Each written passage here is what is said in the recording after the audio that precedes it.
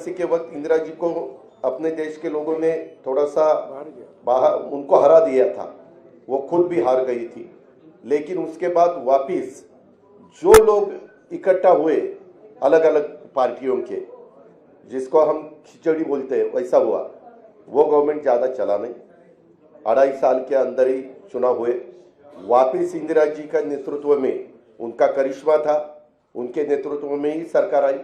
उसके बाद राजीव गांधी के नेतृत्व में सरकार आई। और ये सब होने के बाद बहुत सालों के बाद मैं भी मेंबर ऑफ पार्लियामेंट बना 91 में, ये भी 91 में, हम साथ साथ। तब एक कांग्रेस थी, कांग्रेस के वे मेंबर ऑफ पार्लियामेंट के नाते हम वहाँ चुनाव जीत के गए थे।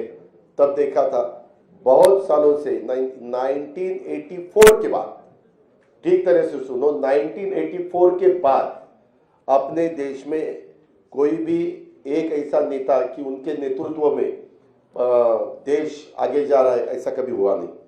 अलग अलग गुट को एक करके देश को चलाने की कोशिश की गई। लेकिन 9 साल आपने देखे होंगे, उसमें नरेंद्र मोदी साहब का नेतृत्व में आज देश काम कर रहा है। वो बाहर भी पॉपुलर है, यानी अब्रॉड, बाहर अगर कोई भी देश में जाते हैं अपने भारत की तरफ से, तो सब उनको सपोर्ट देते हैं, सब उनको बहुत अच्छा नेतृत्व ऐसे बोलते हैं। और ऐसा होते हुए उनका भी काम चालू है। और ये काम करते वक्त आपने भी देखा वंदे भारत ट्रेन हो या अलग अलग बहुत से कुछ रोड्स हो, नेशनल हाईवे के जो कुछ काम हुआ है या 9-10 साल में, वह जो अगर आपने देखा बाकी की डेवलपमेंट के बारे में, ऐसे सब ठीक तरह से चालू है। और सामने वाले विरोधक वो खुद का खाली अपना अपना स्टेट का देखते हैं, अपने अपने स्टेट का देते हैं। एक कोई मुझे लीडर अपोजिशन में दिखाओ कि वो देश का सोचकर देश में काम कर रहा है, ऐसा कहीं दिखाई नहीं देता। और इतना बड़ा पॉपुलेशन होते हुए हमें सबको ऐसा लगा कि नरेंद्र मोदी साहब के नेतृत्व में ही लोकसभा हो या आगे वाले चुनाव हो, वो सहयोगी पार्टी के नाते, जैसे हम इससे पहले कांग्रेस के साथ जाते थे, तो बीच में हमने शिवसेना के साथ हम 2.5 साल गए, वैसे अभी आगे विधानसभा हो, लोकसभा हो, लोकल बॉडीज का तो चुनाव वहाँ के डिस्ट्रिक्ट के हमारे कार्यकर्ता सोचेंगे, वहाँ के लीडर सोचेंगे कि क्या करना चाहिए क्या नहीं करना चाहिए। लेकिन स्टेट के और देश के जो चुनाव है उसके बारे में हम साथ साथ जाना चाहते हैं। और इसीलिए महाराष्ट्र के डेवलपमेंट के लिए और देश और मजबूत होना चाहिए और आगे जाना चाहिए। जो कुछ आज थोड़े बहुत प्रॉब्लम होते हुए वो सॉल्व करने के लिए भी सबने एकजुट होके उसका मुकाबला करना चाहिए।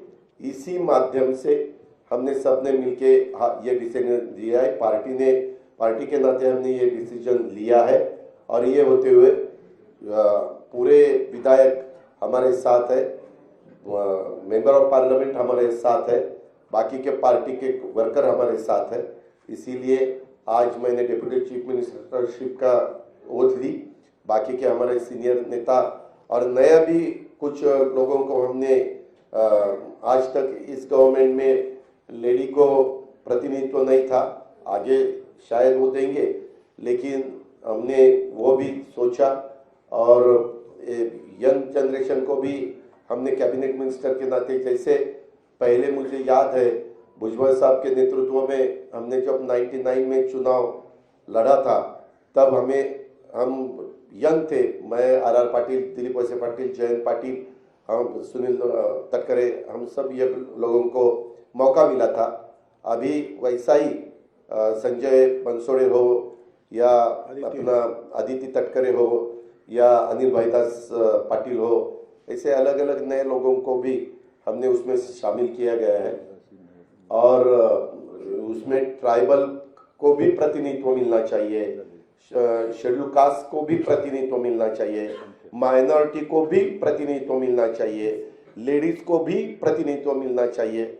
ऐसा सब सोचकर और ओबीसी को भी प्रतिनिधित्व ज्यादा मिलना चाहिए, ऐसा सब सोचकर हमने ये मिनिस्ट्री में मौका दिया है। और आगे भी जो हम जब बात सीएम साहब के साथ करेंगे, बाकी डीसीएम साहब साथ के करेंगे, बैठेंगे तो बाकी के भी लोगों को और मौका देने की हमारी कोशिश रहेगी।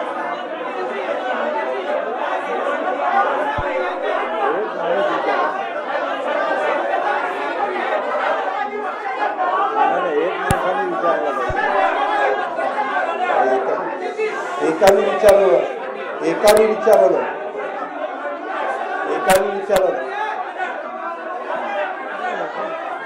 तो मग तुम्ही एकाने विचारा, मी विनंती करतो।